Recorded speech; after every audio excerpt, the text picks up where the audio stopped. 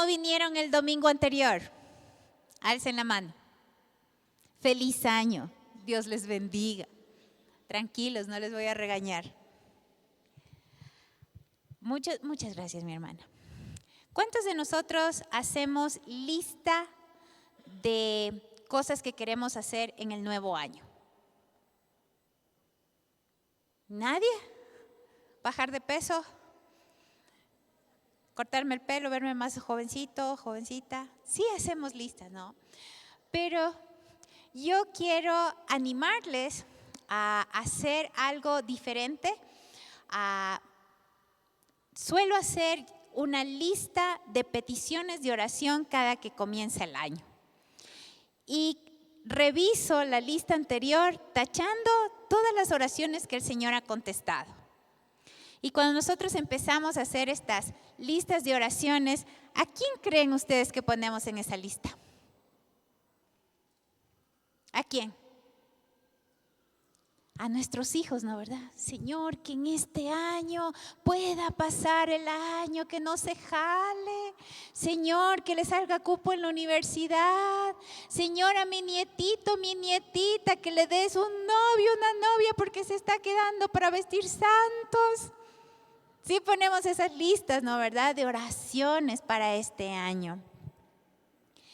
El día de hoy vamos a aprender cómo puede mi fe bendecir a mi familia en este 2026. La semana anterior empezamos una serie sobre la fe de Hebreos 11. ¿Qué aprendimos? A ver, los que estuvieron con Juan Sebastián.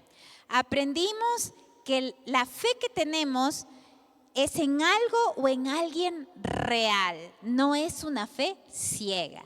El primer punto es que nuestra fe es en un Dios creativo. El segundo punto, que nuestra fe es una fe que da lo mejor para el Señor. Y en tercer lugar, que es una fe que camina con Dios. Vayan anotando, mis queridos, hoy vamos a tener 3 puntos y yo les animo a que ustedes anoten porque la próxima semana les vamos a tomar lección a ver si están aprendiendo lo que les estamos compartiendo. En el texto de hoy nos vamos a enfocar en 2 patriarcas que fueron Noé y Abraham y en Sara, para demostrar que la fe no es solo una convicción intelectual, sino una obediencia activa que altera el destino de generaciones enteras. ¿Quiere usted bendecir el destino de sus generaciones? ¿Quiere usted bendecir a sus generaciones de aquí para siempre? Amén. Entonces vamos a continuar con Hebreos 11 y vamos a abrir nuestras Biblias o sus dispositivos en Hebreos 11. Vamos a ir del 7 al 12, pero vamos a ir poquito a poco.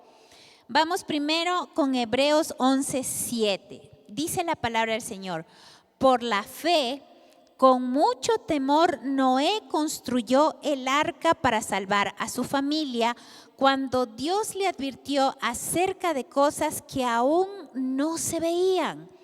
Fue su fe la que condenó al mundo y por ella fue hecho heredero de la justicia que viene por medio de la fe.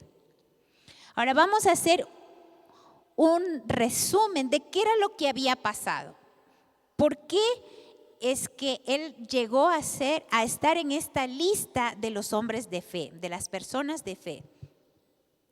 Dice la palabra que cuando Dios observó a la tierra, se entristeció profundamente. ¿Y saben por qué? Porque el hombre se volvió muy malvado y sus pensamientos solo eran hacer el mal.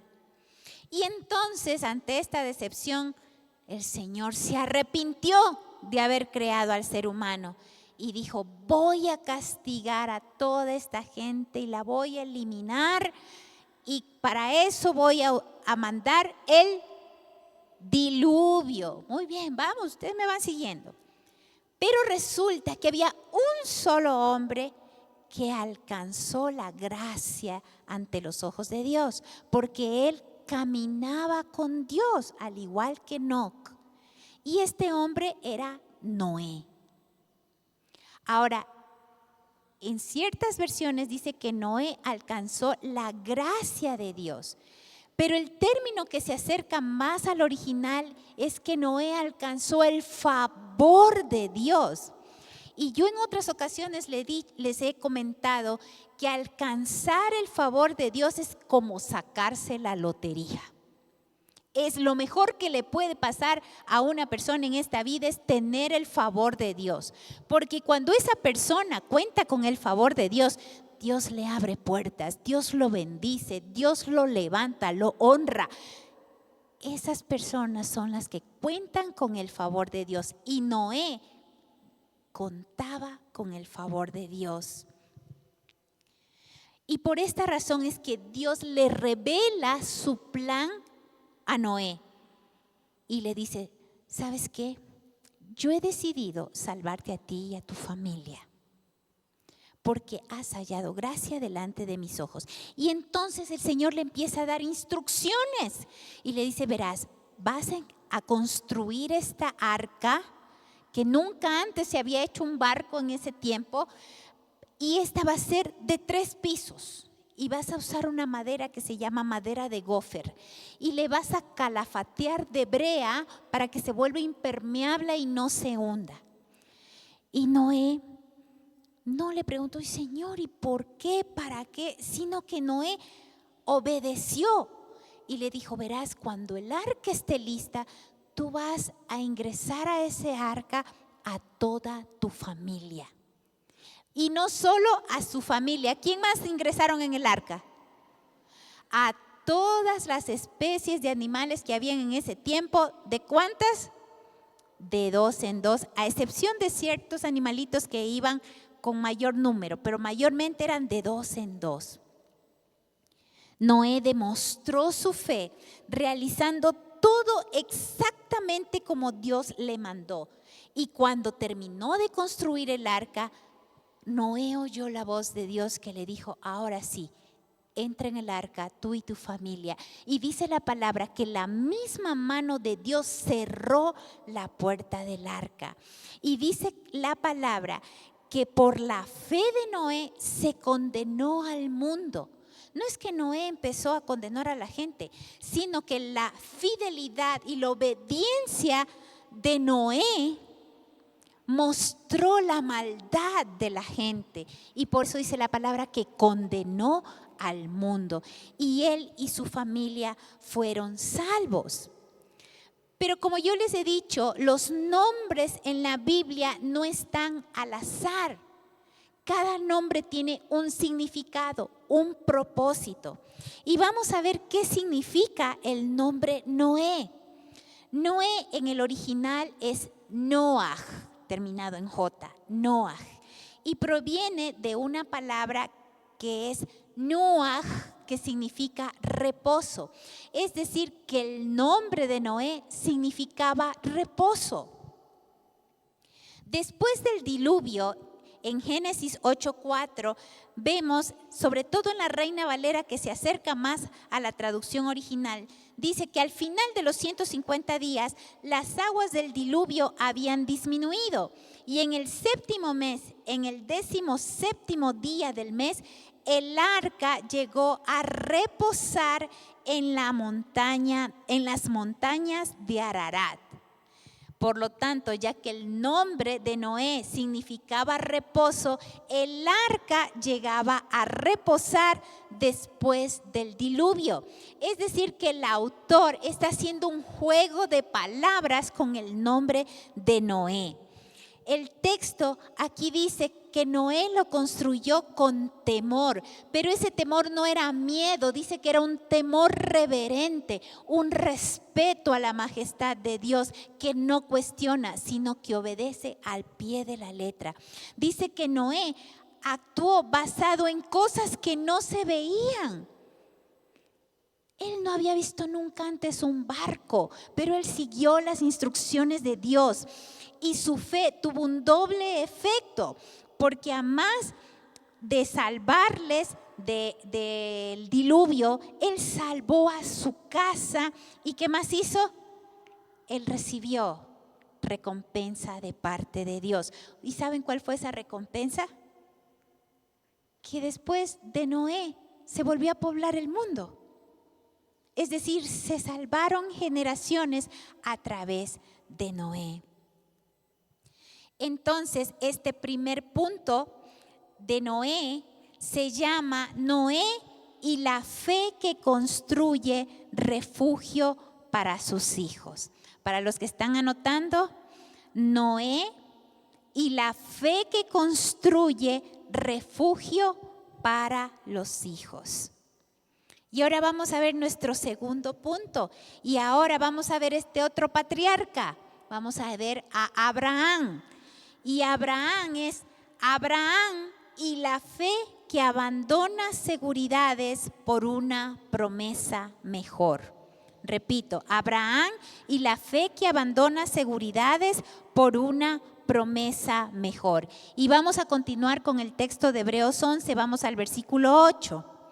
Dice la palabra del Señor: por la fe, Abraham obedeció cuando fue llamado y salió sin saber a dónde iba y se dirigió al lugar que iba a recibir como herencia. Por la fe habitó en la tierra prometida como un extraño en tierra extraña y vivió en tiendas con Isaac y Jacob, quienes eran coherederos de la misma promesa, porque esperaban llegar a la ciudad que tiene fundamentos, cuyo arquitecto y constructor es Dios. ¿Qué era lo que el Señor le había dicho a Abraham? El Señor le dijo: sal de tu tierra y de tu parentela y de la casa de tu padre a la tierra que yo te mostraré. Pero ¿saben qué? En esta ocasión Dios no le dio instrucciones. Dios no le dio un mapa. No fue como Noé, que le dijo: verás, harás así, asado y cocinado el arca. Solamente le dijo: sal. ¿Y saben qué? Que eso fue un gran paso de fe. El momento que Abraham puso el pie fuera de su casa, empezó su obediencia a Dios. Y es que en ese tiempo la seguridad de las personas estaba en sus familias. En estos tiempos se vivía en clanes, donde el mayor, el abuelito, el papá, el más sabio, era el que daba las reglas para esa comunidad.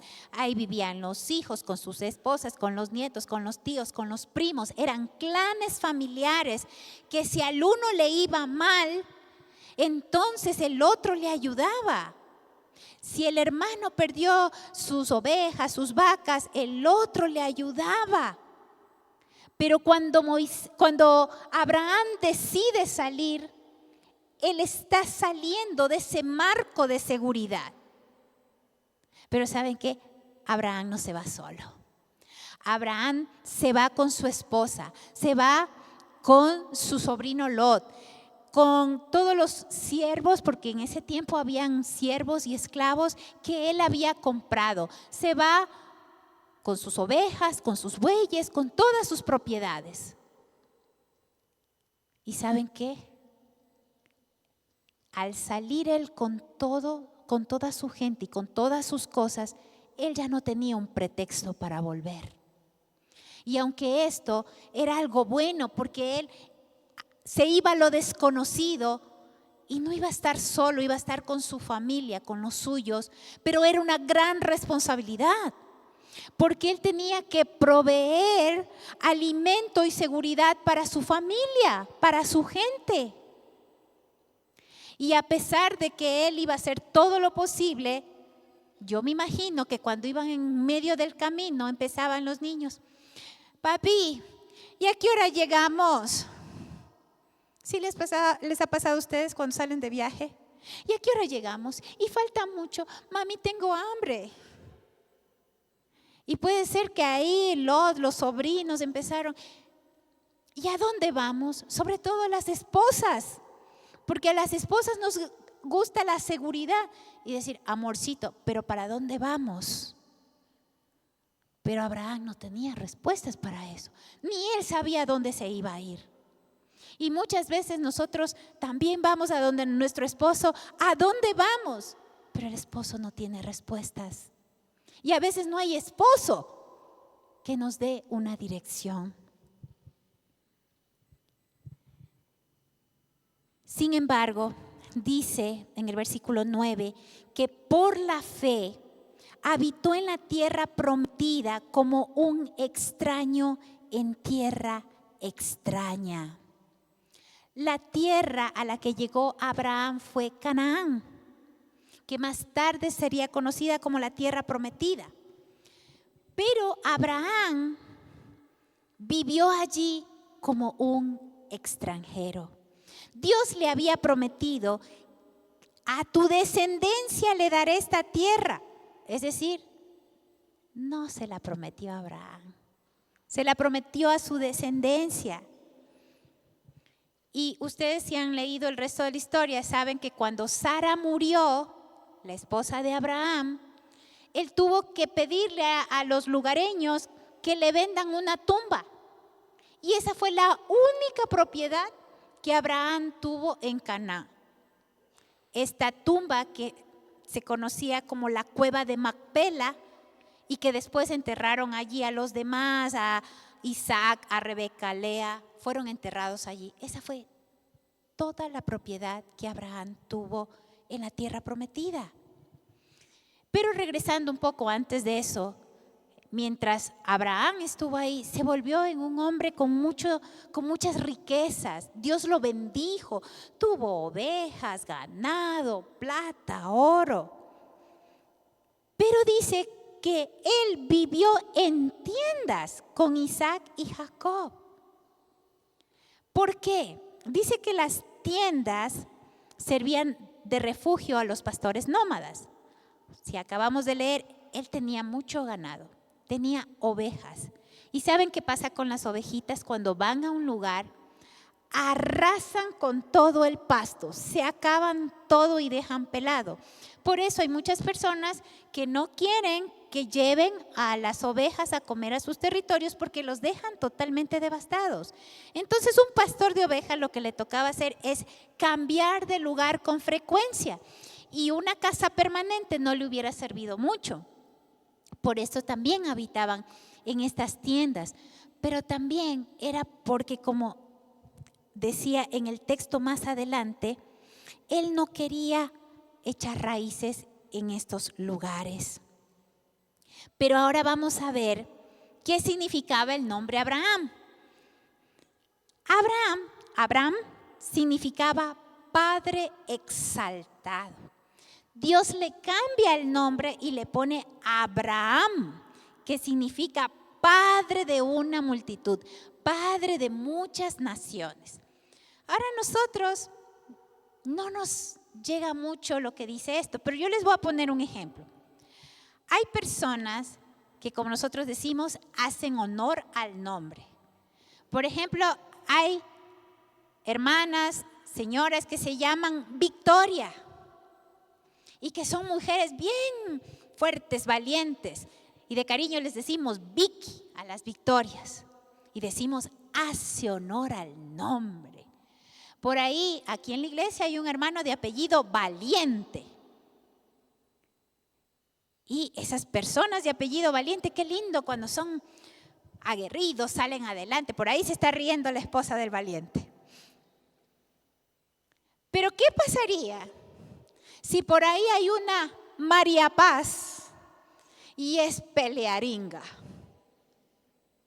¿Usted cree que hace honor al nombre? No está haciendo honor al nombre. Ahora imagínese, Abraham se llamaba Padre de multitudes. Y cuando él va caminando en el pueblo, va caminando y le dice: oye tú, Padre de multitudes. ¿Y quién respondía? Un viejito que no tenía hijos. ¿Se imaginan ustedes escuchar durante tanto tiempo que le digan Padre de multitudes y él sentir que no, su nombre no le hacía justicia? Eso era lo que pasaba con Abraham. Pero Dios fue fiel. Isaac y Jacob se convirtieron en herederos de las promesas que Dios le había hecho a Abraham.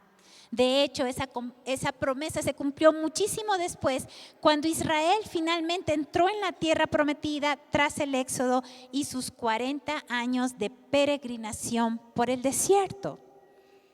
¿Y qué dice el versículo 10? Porque esperaba llegar a la ciudad que tiene fundamentos, cuyo arquitecto y constructor es Dios. Al igual que en nuestro tiempo, la gente de aquella época asociaba las ciudades con la injusticia, con el pecado, con la maldad. Porque eso es lo que vivimos en las ciudades. Pero dice que Abraham no quería echar raíces ahí, porque él esperaba algo mejor. ¿Qué es lo que estaba esperando él? Dice, la ciudad que tiene fundamentos, cuyo arquitecto y constructor es Dios. ¿Cuántos de nosotros hemos echado raíces en esta ciudad? Y la palabra nos recuerda que esta no es nuestra patria. Estamos de paso aquí. ¿Y que nos espera? La patria celestial. Allá es nuestro destino. Así que, mi hermano, con todo cariño le digo, no se gaste la vida construyendo tesoros aquí, porque se van a quedar aquí. Porque allá nos espera nuestra casa celestial. Y ahora vamos a ver el punto 3, que es Sara y la fe que vence la esterilidad física y espiritual. Repito para los que están anotando, y los que no verán el video y anoten. Sara y la fe que vence la esterilidad física y espiritual. Dice el versículo 11. Por la fe, Sara mismo recibió fuerzas para concebir, aunque era estéril, y dio a luz, aun cuando por su edad se le había pasado el tiempo, porque creyó que era fiel quien le había hecho la promesa.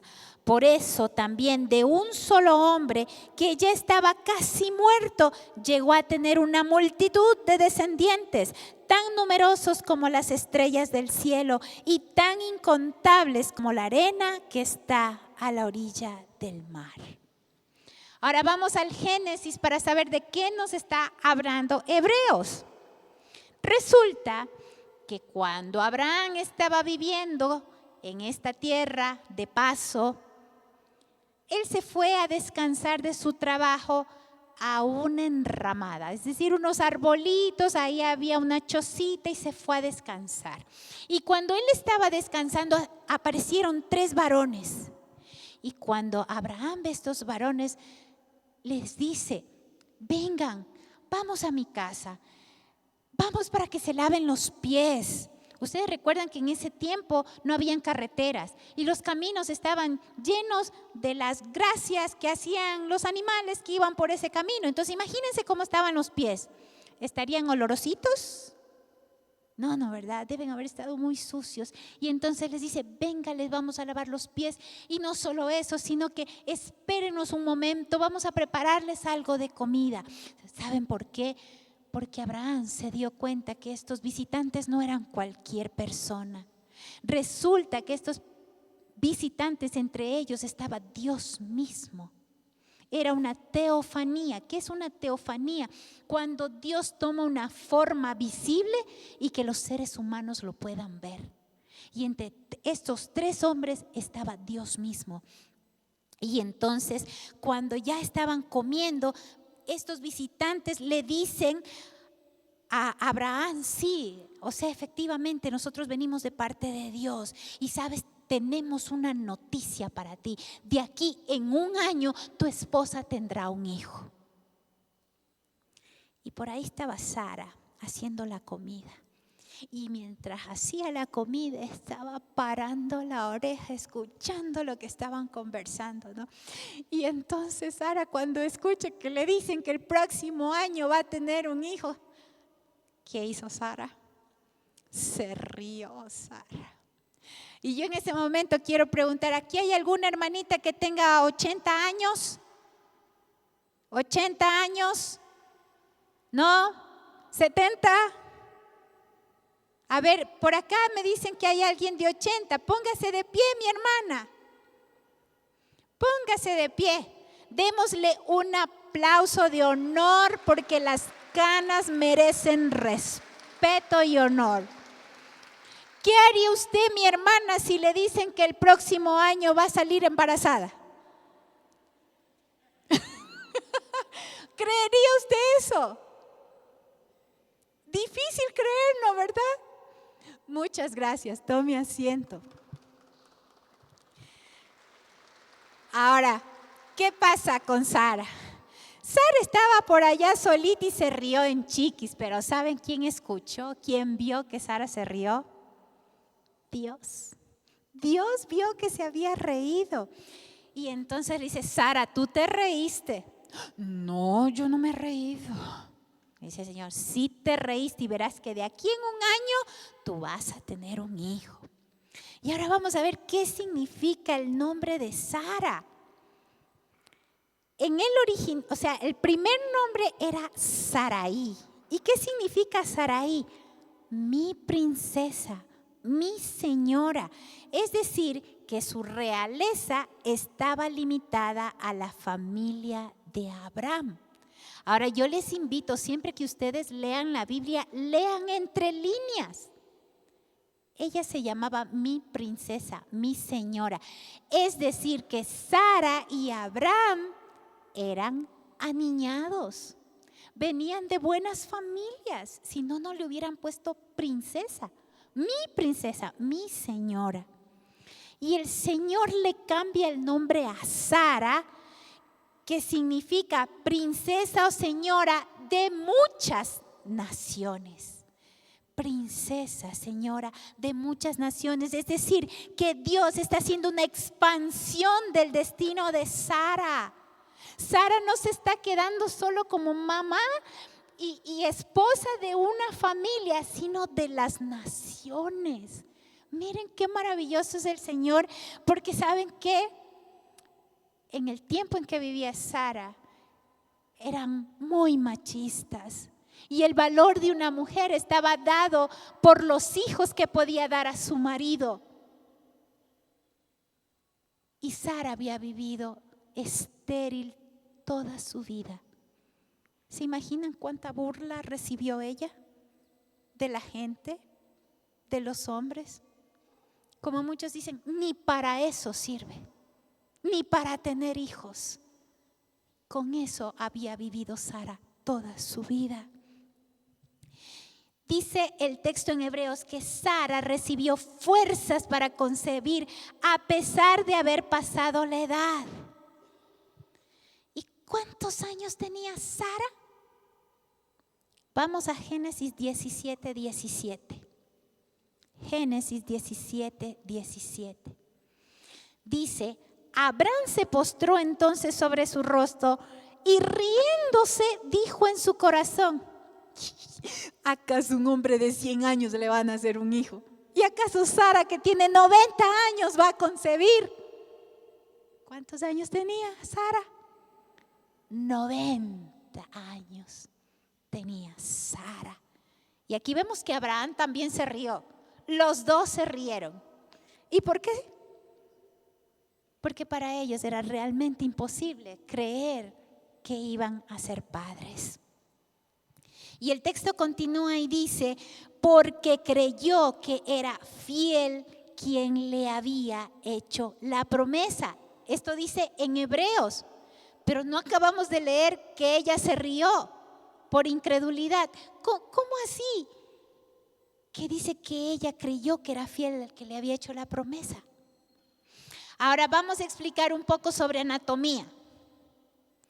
Las mujeres, cuando estamos en el vientre de nuestra mamita, desde que estamos en el vientre, empiezan a formarse los óvulos. Cuando nacemos, ya tenemos el número completo de óvulos que vamos a tener durante toda nuestra vida. A medida que vamos creciendo, esos óvulos van madurando. y la etapa fértil de una mujer es más o menos desde los 18 hasta los 25 años. Claro que uno puede tener hijos antes, pero no es recomendable porque el cuerpo no está listo. Pero, ¿qué pasa cuando nos llega la menopausia? Tipo 50 años en adelante. Esos óvulos se vuelven viejos y, como dicen los médicos, se vuelven añosos. Y si usted a partir de los 35 años planea tener un hijo, los médicos le dicen, es peligroso, debe tener cuidado porque pueden nacer con algún problema, porque los óvulos ya están envejecidos. ¿Qué edad tenía Sara? 90. Ya no solo estaban viejos, estaban secos. Ya no había. Pero dice Dios que ella recibió fuerzas para concebir. Es decir, Dios hizo un milagro creativo en el vientre de Sara. Puso óvulos nuevos y frescos. Puso todo lo que necesita un bebé para ser concebido. Y entonces, ¿por qué dice que ella creyó?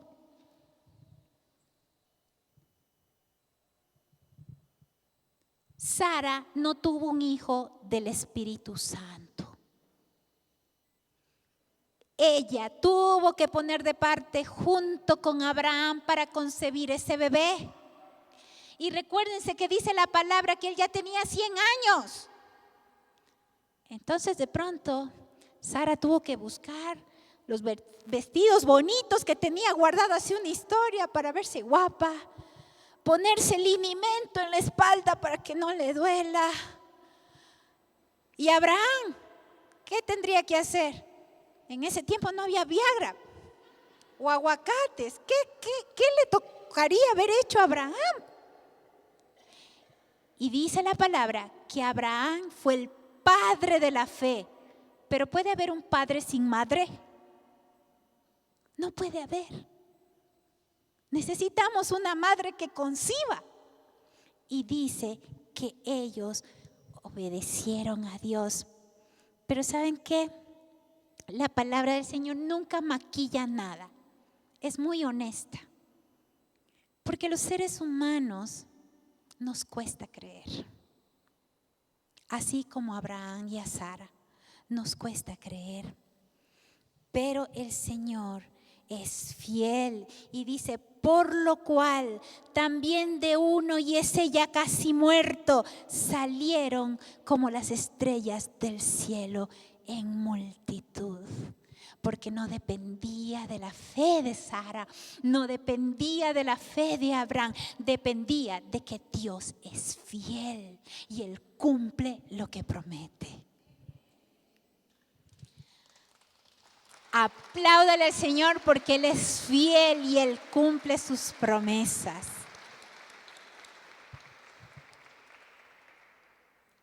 ¿Qué tienen en común Noé, Abraham y Sara, a más de su fe? ¿Qué tienen en común? Que les tocó esperar. ¿Cuánto tiempo esperaría Noé? ¿Cuánto se demora construir un edificio de 3 pisos? Ahora con toda la tecnología, los tractores, los ingenieros, ¿cuánto? 1 año y medio, 2 años, construir un edificio de 3 pisos. ¿Cuánto le costaría a Noé esperar mientras construía? ¿Cuánto esperó Abraham? Toda una vida. ¿Cuánto esperó Sara? Toda una vida, pero Dios premió. Y saben que es que esperar nos cuesta. ¿Y qué dice la palabra? Que la fe es la certeza de lo que se espera. Se espera. ¿Cuánto tiempo estás esperando por la respuesta a tus oraciones. ¿Cuánto tiempo has estado orando por tus hijos? ¿Cuánto tiempo has estado orando por tus papás? ¿Cuánto tiempo estás orando por tus abuelitos que conozcan al Señor antes que partan de este mundo? ¿Cuánto tiempo has estado orando por tus nietos? Y esperar es difícil, porque en la espera a veces viene el desánimo. Al principio sí esperamos, ¿no? Señor, yo espero en ti, yo te creo, tú eres fiel. Y empieza a pasar el tiempo y perdemos ese ánimo. Y llega un momento que nos olvidamos de lo que Dios nos prometió. Y a veces llegamos a dudar porque no vemos. ¿Y será que Dios nos prometió algo para nuestra familia? No sé, es que yo no he oído esa voz, así como Noé, como Abraham, no se me ha aparecido un ángel. ¿Hay una promesa para sus familias? Yo le voy a decir una promesa que Dios hizo para su familia, está en Hechos 16:31. Dice, cree en el Señor Jesucristo y serás salvo tú y tu casa. Y tu casa no es solamente tus hijos, es toda tu familia extendida. Tus nietos, tus sobrinos, tus primos. Serás salvo tú y tu casa, es la promesa de Dios. La fe de estos tres héroes de la fe no se trata de una fe privada para beneficio personal. Es una fe que en primer lugar, como ya vimos, construye refugio para los hijos, como Noé. En segundo lugar, abandona seguridades por una promesa mejor, como Abraham. Vence la esterilidad física y espiritual, como Sara. Y ahora yo te voy a hacer 3 preguntas. Tú las puedes anotar o si no, ves el video y después las anotas para que las respondas en tu casa. En primer lugar, ¿tu fe está construyendo un refugio para salvar a tu familia? ¿Es tu casa un refugio para los tuyos? ¿Tus hijos pueden ver tu fe? ¿O tus hijos escuchan las críticas cuando hablas mal de los hermanos? Cuando criticas lo que se hace en la iglesia, cuando te burlas de tu pastor. ¿Es eso lo que escuchan tus hijos? ¿Están viendo tus hijos cómo honras a tu esposo? ¿O tus hijos escuchan cuando hablas mal de tu esposo? ¿Qué están escuchando tus hijos, varón de Dios, cuando le dices a tu esposa, es que estás loca? ¿Crees que eso es crear un refugio de fe para tus hijos? No estamos construyendo. Y tenemos que empezar este año. Cada año es una oportunidad para volver a empezar. En segundo lugar, ¿tu fe ha obedecido a Dios cuando te pidió abandonar algo que no es bueno para ti y tu casa? ¿Qué te ha pedido abandonar Dios? Dice, no, es que me da miedo seguir viviendo aquí en pecado, no me he casado. Y tú estás trayendo maldición para tu familia. O estás en un negocio sucio que a Dios no le agrada y Dios ya te dijo que lo dejes y sigues, no has dado. Es que si dejo ese trabajo no voy a tener que comer. ¿Qué hizo Abraham? Dio un paso de fe, un paso a la vez en obediencia, y Dios bendice cuando tú obedeces. En tercer lugar, ¿tu fe te ha llevado a creerle a Dios a pesar de la espera? ¿O ya dejaste de creerle porque no te contestó así? Señor, ya te pedí 3 veces y no me respondiste, ya no creo en ti. ¿Será esa la fe que Dios espera? ¿Hay esterilidad física o espiritual en tu vida? Ya no das fruto, ya no hay gozo, ya no compartes el evangelio, hay una esterilidad espiritual. ¿Dónde está tu fe? ¿Te acuerdas cuando recién te convertiste? El gozo que sentías, que querías contarle a todo el mundo de Dios. ¿Qué pasó? ¿Dónde está tu fe? Pero el Señor es fiel. Y Él cumplirá su promesa a su tiempo. Por eso yo quiero invitarte. Vamos a cantar esta canción como una oración. Quiero invitarte a ponerte de pie.